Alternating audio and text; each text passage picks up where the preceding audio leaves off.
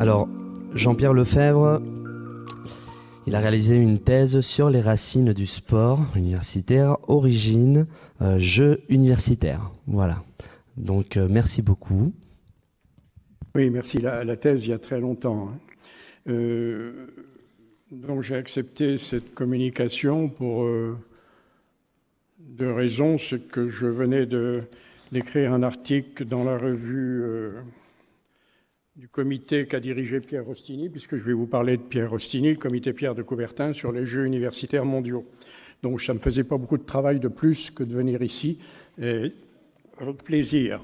Et en plus, notre rôle d'enseignant-chercheur, c'est de produire des connaissances et d'enseigner, mais souvent on pompe les connaissances produites par les collègues.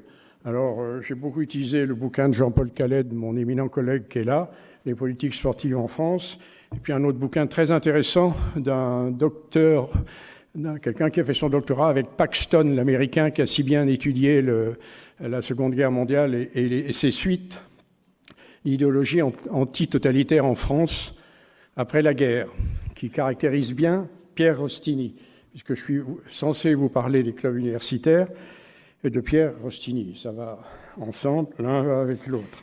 Alors, un vague plan, si vous voulez, la France en 1945, l'action de Pierre Rostini. Ensuite, l'essor du sport universitaire, beaucoup lié au club universitaire.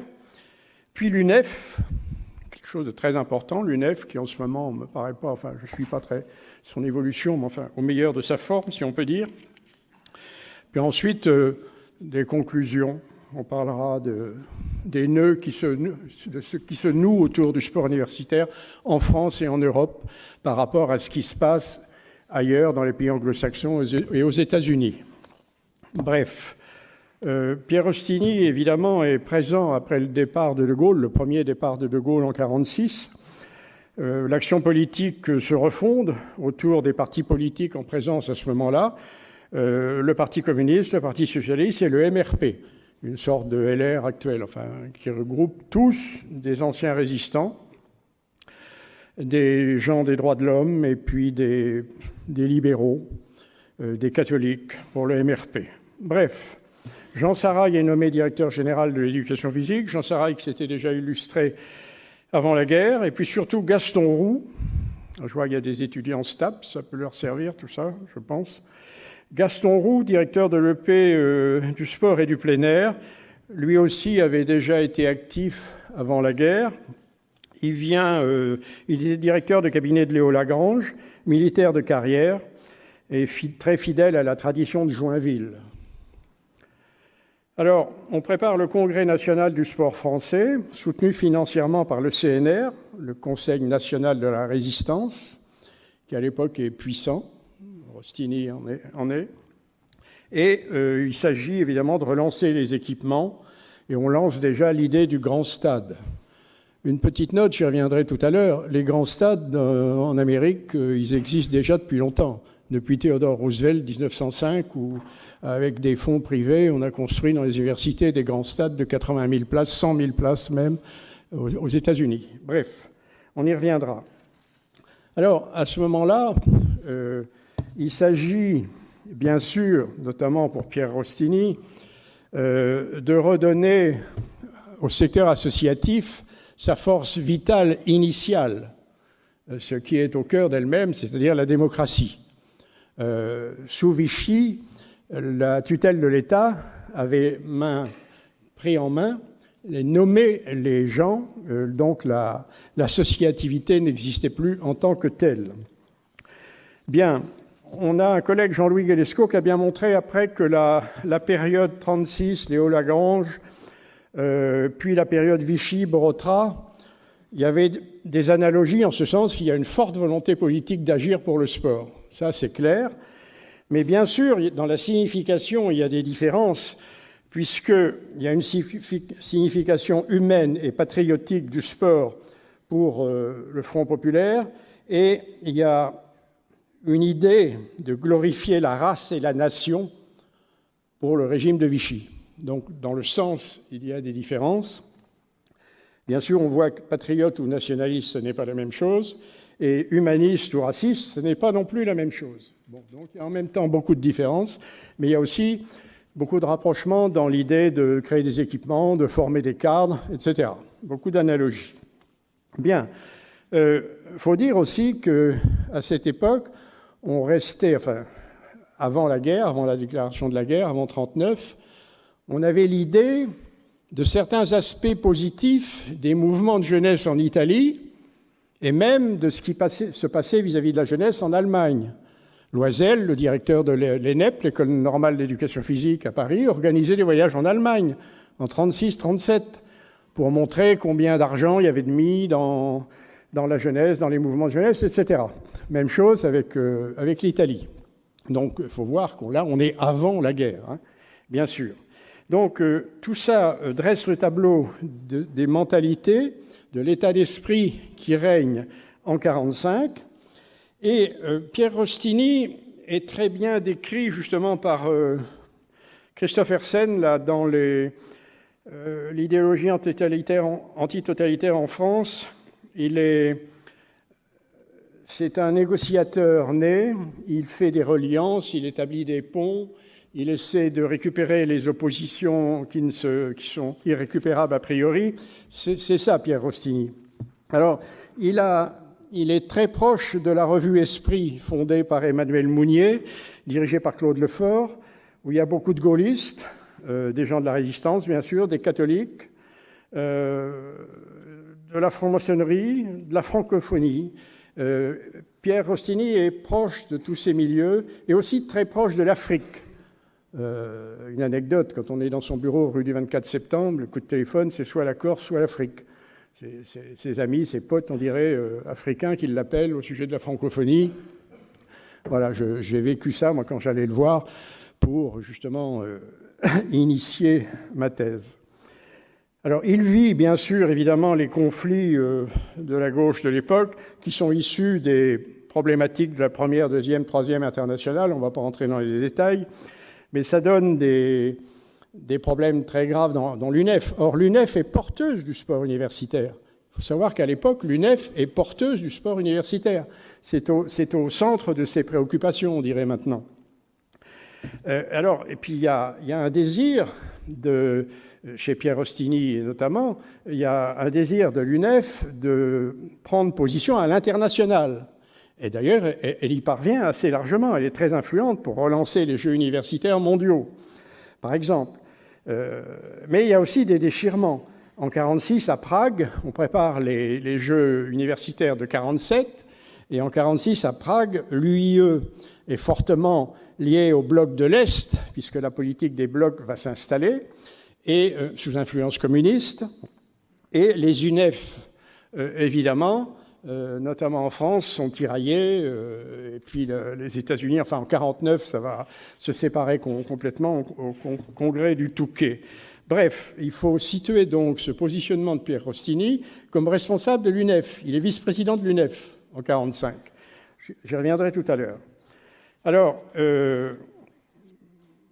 ce débat au sein de l'UNEF qui anime aussi, évidemment, on le verra quand on va voir l'organisation des Jeux mondiaux universitaires, comment ça peut avoir de l'influence, comment justement l'aspect politique, les dirigeants du PUC, de l'OSU vont devoir faire preuve de beaucoup d'esprit de diplomatie pour arriver à installer des Jeux mondiaux au travers de ces querelles incessantes.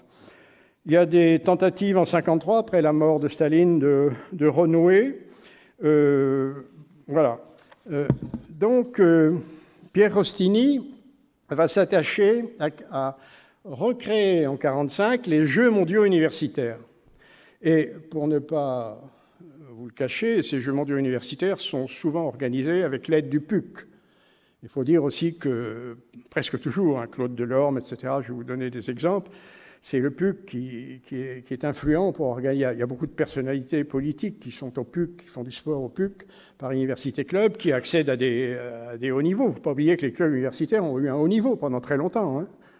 Ont eu un haut niveau, ils ont eu un niveau national, international. Bien, donc, il y avait eu des Jeux mondiaux avant. Jean Petitjean, qui a été président du PUC, avait relancé les Jeux mondiaux en 1923. Puis il y a eu en 1937 à Paris des Jeux mondiaux universitaires.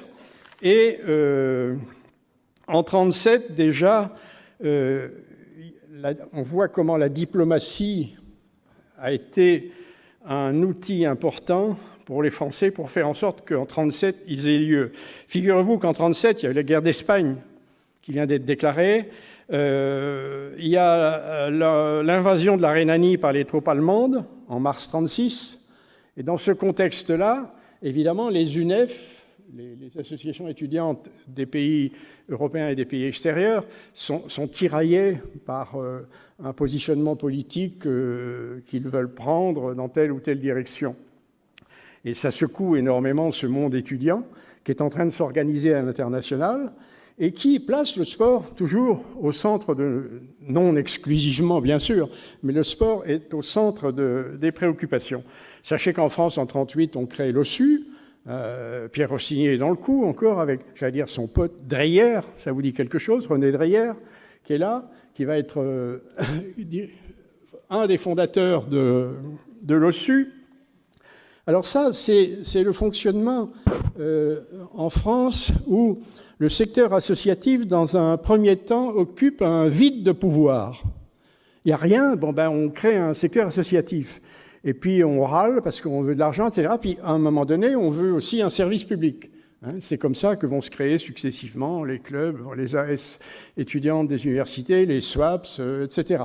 Puis le sport se professionnalise, alors après on va créer les STAPS. Bon. Donc les structures s'accumulent, ça complexifie évidemment le paysage, et ça fait qu'il est difficile parfois d'établir des complémentarités et de donner un sens politique dans l'unité pour un projet d'utilité sociale plus évident que lorsque les structures se chamaillent, comme c'est parfois le cas. Bien, mais puisque l'objet c'est la diplomatie, vous voyez bien qu'à l'international, notamment cette volonté de l'UNEF de créer un sport étudiant mondial sur des bases humanistes est difficile parce qu'il est traversé par tous les conflits que je vous explique. Donc, au congrès de l'UNEF, 44, je vous rappelle que Pierre Rossini était vice-président du syndicat étudiant, puis secrétaire général de l'Union patriotique des organisations étudiantes, qui regroupe l'UNEF et les organisations politiques et confessionnelles issues de la résistance. Voilà son positionnement initial. Donc en 1947, je vous l'ai dit, l'Union étudiante internationale a basculé du côté des blocs de l'Est et l'UNEF, les États-Unis sont partis. Vous en connaissez les raisons, je viens de tenter de vous l'expliquer. Alors ces Jeux de 1947, c'est le PUC. C'est le PUC, c'est Delorme, c'est Petit-Jean qui est encore là.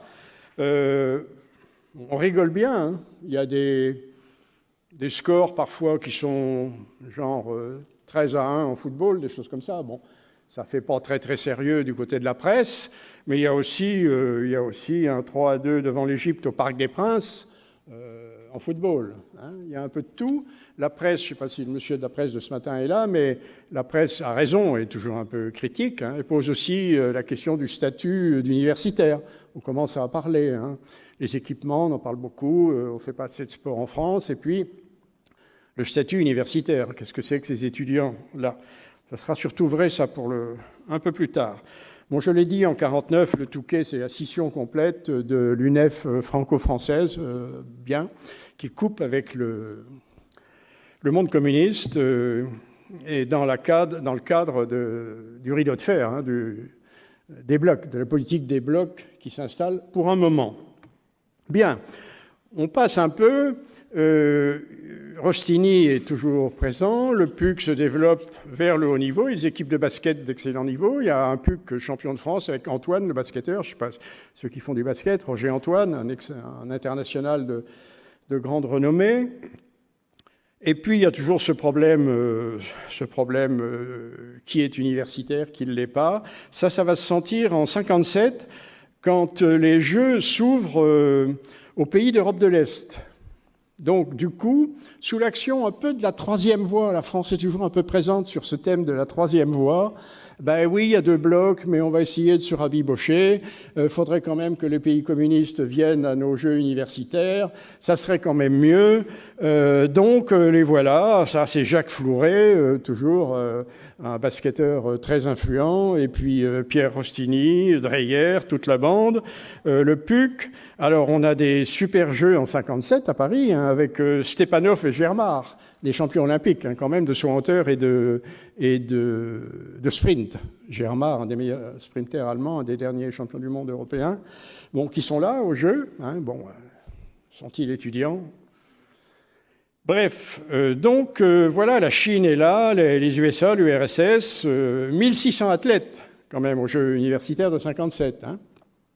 Alors évidemment, il y a des gens comme Battista, Eric Battista, un prof EPS là, qui est là, mais il fait aussi les Jeux méditerranéens, les Jeux de la francophonie, les Jeux, il est partout. Hein,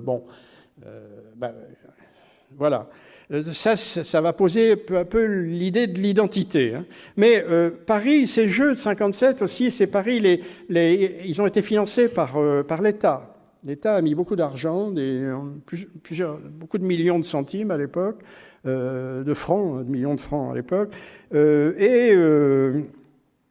Évidemment, Paris, c'est Paris. Bon, sans doute, ça ne l'est peut-être plus maintenant, mais enfin, j'en sais rien, je suis pas là pour vous parler de ça. Mais Paris, c'est la fête. Il y a le bal à Bullier, le PUC, on va faire la fête à Bullier ou dans les boîtes de jazz du quartier latin. C'est Paris. Donc, c'est là un outil diplomatique. Carrément, hein, ces Jeux universitaires, les intellos, hein, parce que, oui, tout le monde n'est pas à l'université à l'époque, c'est la jeunesse maintenant, à 80% y est, c'était pas le cas, en 57. Donc, c'est les intellos qui viennent faire du sport, bravo pour le sport. Et puis, le sport n'était pas aussi, n'imprégnait pas la société comme maintenant. On ne voyait pas les gens courir dans les rues à l'époque, bon, faire leur footing. Donc, c'est bien pour le sport, c'est bien pour Paris, c'est bien pour la France. Ça, c'est un outil diplomatique, évidemment, qui donne de la renommée. Alors, toujours pour parler de diplomatie, puisque c'est l'objet, si j'ai bien compris, du colloque, 57 se passe, il y a en 59, alors c'est beaucoup les pays d'Europe qui ont organisé les Jeux mondiaux universitaires, c'est beaucoup la France, beaucoup l'Italie, et beaucoup Prague, la Tchécoslovaquie, voilà, pour des raisons d'activisme de leurs UNEF respectives, de leur jeunesse respective. Et c'est eux qui vont imposer que leur pays organisa ces Jeux-là. Voilà. Donc, là, il y a un incident diplomatique dans lequel René Dreyer est encore concerné, le président de la SUL, avec qui j'ai déjeuné plusieurs fois au restaurant dans les années 70, 80, qui bavardait beaucoup et qui apprenait beaucoup de choses, parce qu'il avait un vécu extrêmement important. Les Jeux devaient avoir lieu à Turin, en 59. Et c'est l'OSU, Dreyer était à l'OSU, et puis toujours cette volonté politique de la France de rassembler tout le monde, y compris la Chine, la Corée du Nord, tout le monde, on rassemble tout le monde. Or, Herzog est au pouvoir. Maurice Herzog est au pouvoir. Le pouvoir gaulliste est fort. Il vient de s'installer, vous savez dans quelles conditions, avec une nouvelle constitution et une autorité à 80% des voix, de Gaulle a été élu. Voilà. Donc, Flouret et Dreyer, au nom de l'OSU, avec l'accord de Rostini, expédient un télégramme de protestation au ministre italien qui refusait les visas des Chinois et des Coréens. Voilà que Herzog, qui est arrivé au pouvoir, tout auréolé de sa puissance, de sa renommée, dit « vous vous mêlez de ce qui ne vous regarde pas, vous entravez la politique étrangère de la France, c'est une erreur grave, parce qu'il y avait des débats à l'ONU sur l'Algérie. L'Algérie, qui est là. Il y avait déjà eu l'Indochine qui avait mis un peu le bordel dans les UNEF. Là, il y a l'Algérie. Donc, démission, je vous démissionne.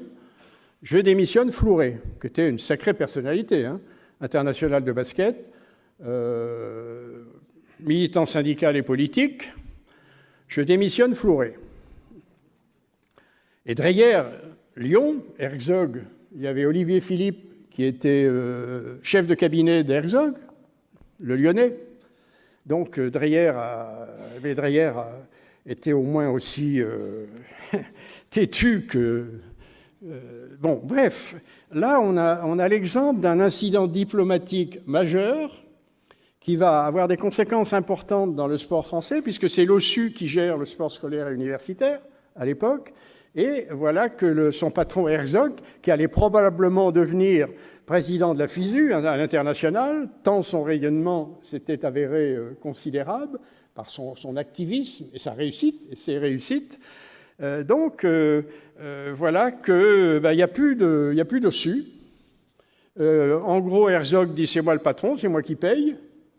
C'est les fonctionnaires de l'État qui font marcher ça, avec le forfait de 3 heures là, depuis le décret Pinet de 1952. Voilà, donc, il y a eu une fameuse commission de Ségogne où Pierre Rostini était, la commission dite de Ségogne, qui a travaillé pendant 15-16 mois, régulièrement. Dreyer faisait des allées et venues sans arrêt. De Ségogne, un énarque qui s'était... Bon, bref, cette commission de Ségogne réunissait absolument les parents d'élèves, les syndicats des maîtres, Niomé, Dreyer, enfin... Derry, Niomé, tous les chefs des syndicats, la FEN, les parents d'élèves, je l'ai dit, les clubs universitaires, bien sûr, étaient présents. Pierre Rostini était présent dans cette commission. Et cette commission a fini par aboutir à la création de la SU, qui a repris en gros les missions. Le sport universitaire étant toujours dans le giron de la SU, c'est séparé qu'en 1974 avec la création de la FNSU. Bref, on a là un exemple de ce que peut être la diplomatie, avec aussi tous les réseaux d'influence. Il y avait des gens comme Boisset, vous savez, Raymond Boisset, le père du cinéaste Yves Boisset, qui avait passé l'agrégation le même jour qu'il avait été champion de France d'athlétisme. Bon, ça c'était paru dans la presse, hein. C'était une figure. Donc ces gens-là pesaient, ils pesaient de par leur personnalité, leur activisme dans le sport et dans la vision humaniste du sport. Il y en avait d'autres, un journaliste du Figaro dont le nom m'échappe là. Bref, Pierre Rostini est toujours là, il est copain avec René Capitan, il est copain avec tout le monde. Hein. Quand on mangeait au restaurant près de l'Assemblée nationale avec Pierre Rostini, moi j'ai vu des ministres ou des députés se déplacer pour venir saluer M. Rostini. Hein. Voilà, c'est l'homme de la résistance après la guerre qui est présent et qui lutte contre tous les totalitarismes, comme je vous le disais tout à l'heure, et qui essaie d'imposer un sport universitaire festif, humaniste, désintéressé, puisque le professionnalisme n'a pas fait son œuvre. Hein. Le basket, le hand, le volley sont amateurs. L'athlétisme est amateur. C'est jusqu'en 80 qu'on a... À partir de 80, on ne parle plus d'argent. C'est terminé. On parle du dopage, mais l'argent, c'est fini. On a rayé cette problématique. Voilà, c'est comme ça. Ça dit des choses, bon, en tant qu'historien, ça dit des choses sur l'évolution des mentalités. Tout d'un coup, on dit, tiens, ça a changé. Alors pourquoi? On ne sait pas trop. On dit, les mentalités ont évolué. Voilà, sans très bien savoir ce que ça veut dire. Donc, je l'ai dit, Rostini, c'est aussi un grand copain de Jacques Julliard, grande figure de l'UNEF. Jacques Julliard, qui fait toujours il doit avoir pas loin de 90 ans, les éditoriaux de journaux comme Marianne, actuellement. C'est un politologue de premier plan. C'est le courant de la revue Esprit. Hein, c'est toujours eu des méfiances avec, évidemment, les totalitarismes, répétons-le si on veut bien, mais aussi avec les révolutions cubaines, le maoïsme, etc. Bon, vous savez, c'est gadgets que quelquefois les intellectuels en France flirtaient. Bon, bref, c'est tout ça, Pierre Rostini. Bon, ce qui se passe après, c'est centré évidemment sur l'historique de la construction du sport universitaire en Europe. Alors, je l'ai dit, en France, l'OSU, les clubs universitaires, les AS, Bon, plus tard, il y aura la création avec la loi de 68, la nouvelle loi d'orientation. En 69, il y aura les SWAPS, qui vont être un service public, qui vont avoir une utilité importante, notamment dans le développement du sport de masse, mais qui vont, dans certains cas, entrer en concurrence avec les clubs et les associations sportives, parce qu'il n'y a pas d'installation suffisamment pour tout le monde. Il y a des zones de mission un peu floues. Ça pose la question du secteur associatif. Alors, à ce propos, on peut s'étonner, toujours pour parler de Pierre Rossini et des clubs universitaires, lorsqu'il était président de l'UNCU, donc dans la filière de notre collègue ici, il y avait Pailloux au CNOSF dans les années 80. Et moi, je me suis toujours étonné, j'étais membre de l'UNCU à l'époque, je crois, oui, et je suis toujours étonné qu'à ce moment-là, on n'ait pas pu aboutir à des politiques plus claires quant à la responsabilité de chacune des structures dans le monde universitaire. C'était le moment où jamais. Il y avait en plus un pouvoir plutôt favorable, années 80. Il y avait Pailloux, je vous répète, au président du CNOSF, et Rostini. Bon, bref. Alors, au lieu de ça, il y a souvent eu des guéguerres. Bon, parfois. Est-ce qu'une réforme est possible ? C'est une question qu'on peut se poser. Il y a un autre élément, et j'en terminerai là-dessus. Le sport a changé.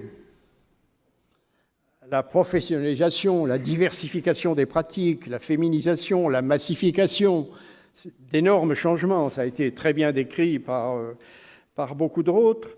La professionnalisation, les études universitaires, parce qu'il y a de la professionnalisation, donc il y a des métiers à créer, etc., des diplômes à donner. Donc les UFR sont partis à fond, j'en suis un des témoins, acteurs. Donc le paysage s'est complexifié, le P est passé à l'éducation nationale, et un des très grands historiens du sport et de l'éducation physique, Pierre Arnaud, qui a été le prof des étudiants qui sont là-bas, enfin de vos pairs, PAIR, il y a 20-30 ans, a très bien dit que l'éducation physique s'est normalisée par rapport au modèle de l'enseignement, évidemment.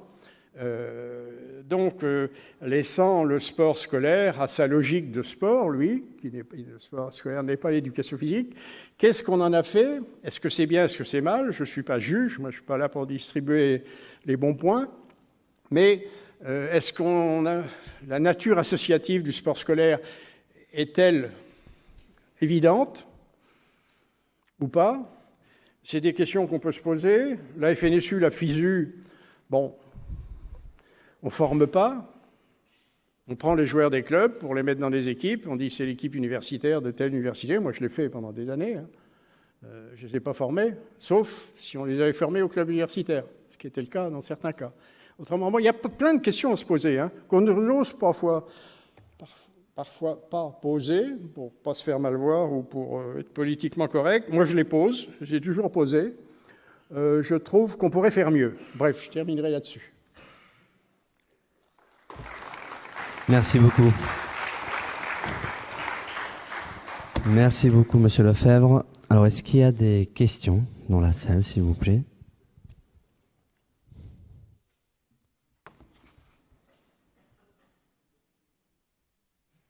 Allez-y. Oui, vous pouvez ouvrir le micro sans problème. Est-ce que pour vous, ces jeux universitaires ont eu une incidence dans la volonté d'une Europe unie? Ou alors c'est vraiment que des jeux internationaux Vous pouvez répéter, s'il vous plaît, parce que moi non plus, j'ai pas entendu. Pas de souci. Est-ce que ces jeux ont eu un impact dans la volonté de créer l'Europe, c'est-à-dire de rapprocher les jeunes générations et voilà? Oui, alors, ce n'était pas forcément au centre de l'intention, une intention majeure dans le projet, mais si ça a contribué, je répondrai oui, puisque le rapprochement des jeunesses sportives mondiale et surtout dans le creuset européen, comme je vous le disais tout à l'heure, puisque le nombre de fois où l'Italie, la France, la Tchécoslovaquie ont organisé les Jeux mondiaux universitaires est très importante. Donc ça, et l'Allemagne aussi, hein, et l'Allemagne aussi, bien sûr. Donc ça a contribué forcément à créer une vision du monde commune autour de valeurs communes qui sont celles d'un sport humaniste qu'on essaie de défendre au comité Pierre de Coubertin et dans les clubs universitaires aussi, pour avoir fait les deux. Donc oui, c'est à l'intérieur du projet, bien sûr, sans que ça soit évidemment l'objet affiché. Par incidence, ça l'est. Est-ce qu'il y a d'autres questions, s'il vous plaît?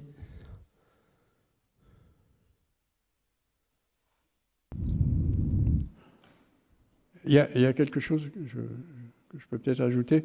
Ce qui caractérise aussi le sport européen, c'est qu'il y a une logique sensiblement différente à celle du monde anglo-saxon.